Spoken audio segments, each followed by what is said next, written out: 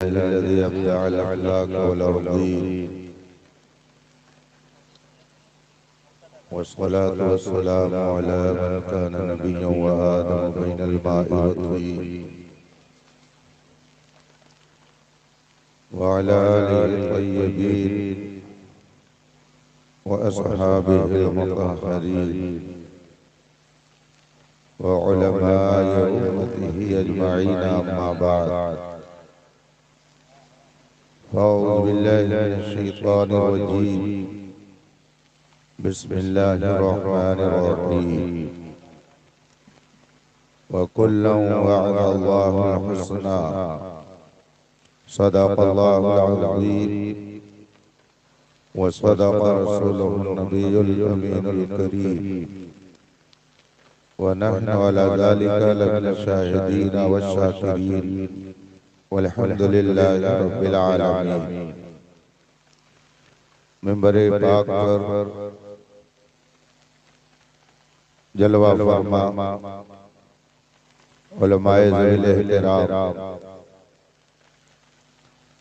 मद्दाहाने रसूल अनाम तलबे उलूम नबूवत हाज़रीन मोहतरम अस्सलामु अलैकुम वरहमतुल्लाहि ताला व बरकातुहू।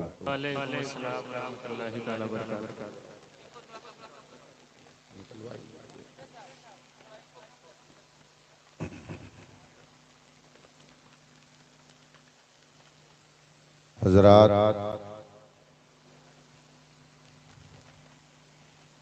आज का ये अज़ीमुश्शान इजलास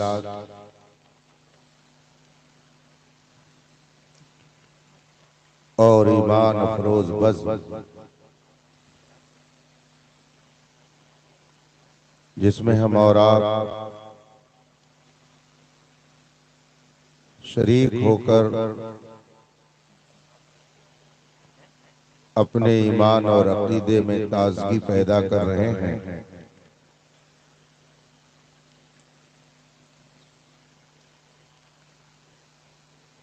पुरानी बस्ती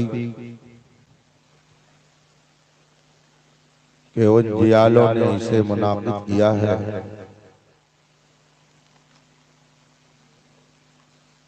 जिन्हें अल्लाह ताला ने इसके इनेकाद की तौफीक बख्शी। अजीजम कारी मोहम्मद तबरेज रज़वी सल्लल्लाहु और उनके जुमला अहबाब मुबारकबादी के काबिल हैं कि इन्होंने हिंदुस्तान के मशहूर शुअरा, उलमा और खुतबा को जमा करने में कामयाबी हासिल की। रात के इस वक्त में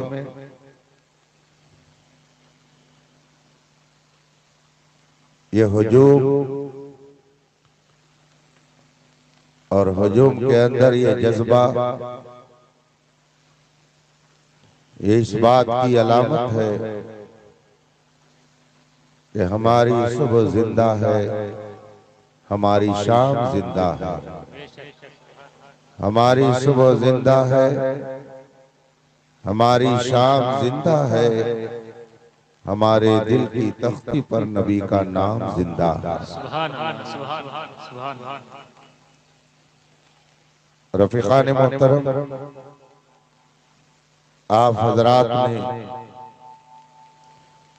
नमाज इशा के बाद से लेकर अब तक नज़्म में, नस्र में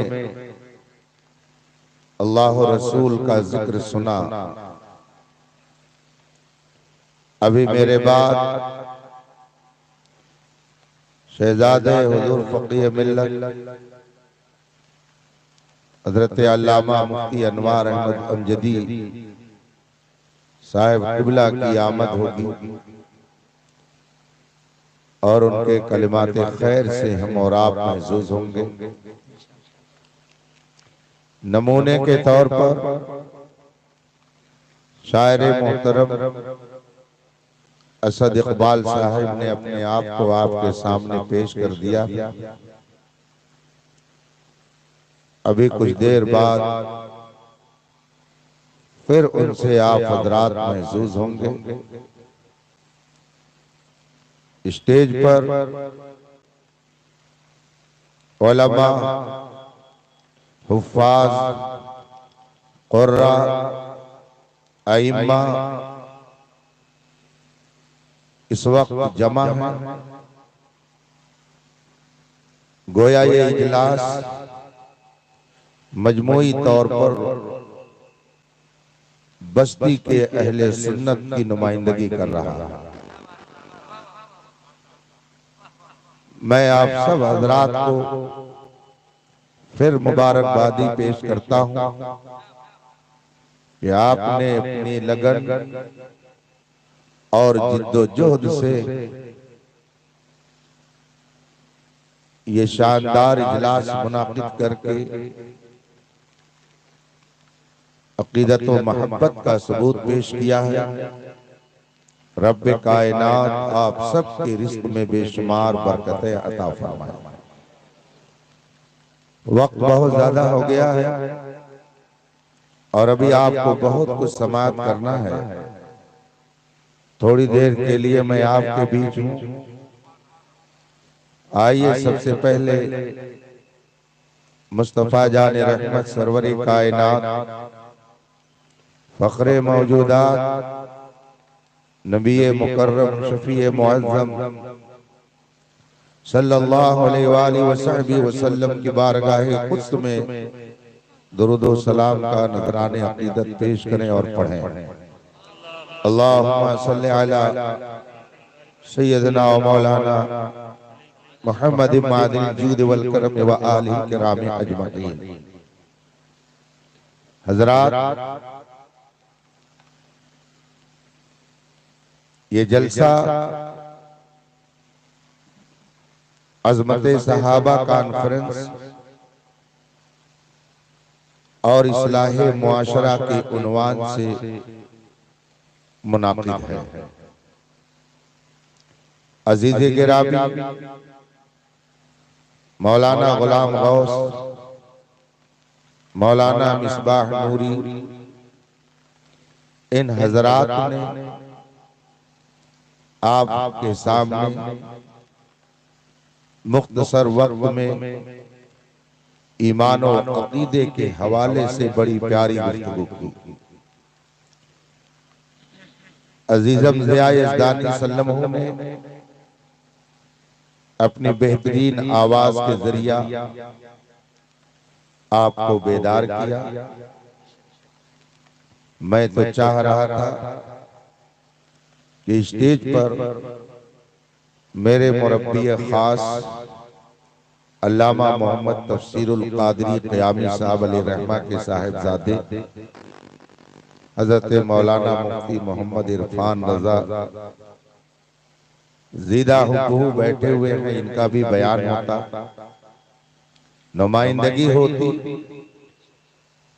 शायद किल्लते वक्त की बिना पर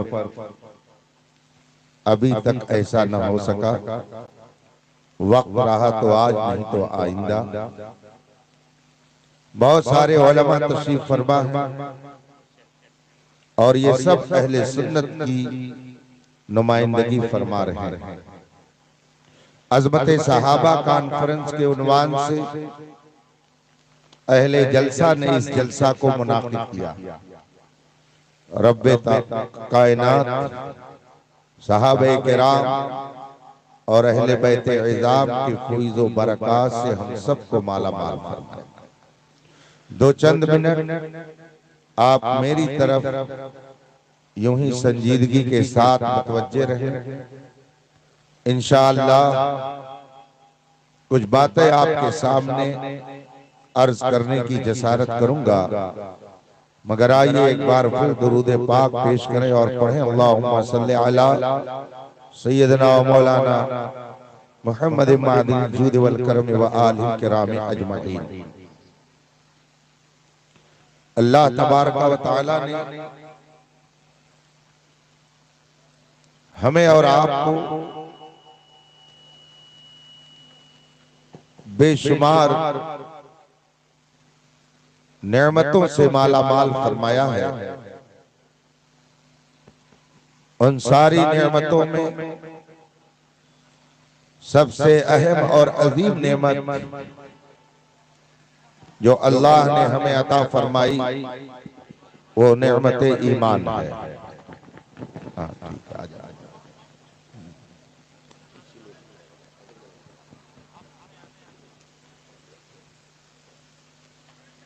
माशाल्लाह, आप हज़रात बैठे रहिए और नारा नारा नारे तकबीर, नारे रिसालत, आमदे उलमाए सुन्नत, शहजादे फकीह मिल्लत, नारे तकबीर, नारे रिसालत, मसलके आला हज़रत उलमाए सुन्नत, नारे तकबीर, नारे रिसालत।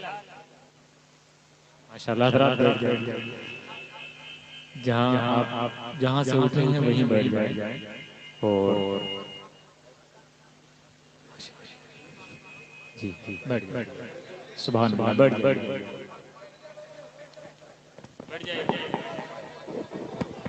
बैठ जाएं सबके साथ।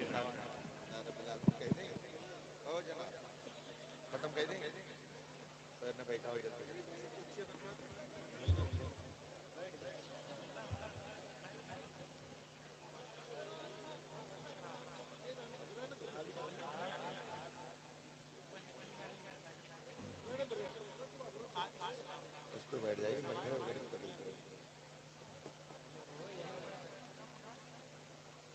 आप लोग जल्दी जल्दी अपनी जगह लेकर बैठ जाइए।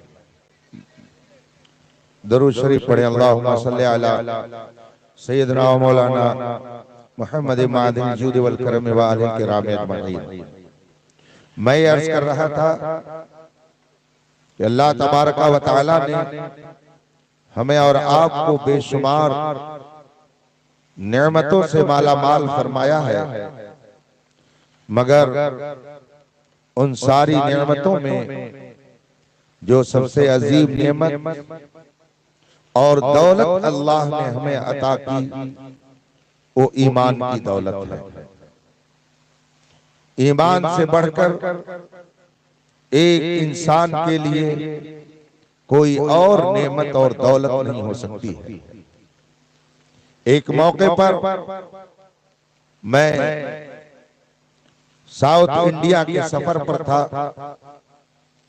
एक इदारे के एक जिम्मेदार उस्ताद से मुलाकात हो गई।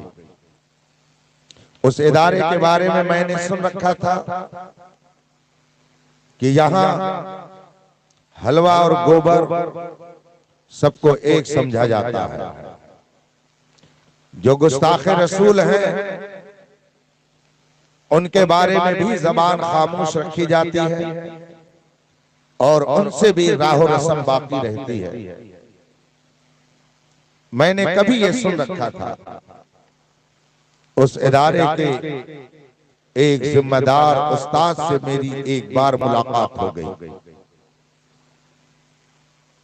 दौरान गुफ्तगू मैंने उनसे पूछा कि रसूल पाक सल्लल्लाहु अलैहि वसल्लम की शान में गुस्ताखी करने वाले फला फला के बारे में आपके यहाँ से क्या फतवा दिया जाता है। अगर कोई उनके बारे में सवाल करता है तो आप क्या जवाब देते हैं? जो ही मैंने ये बात कही वो आपे से बाहर हो गए और कहने लगे ये नॉर्थ के उलमा,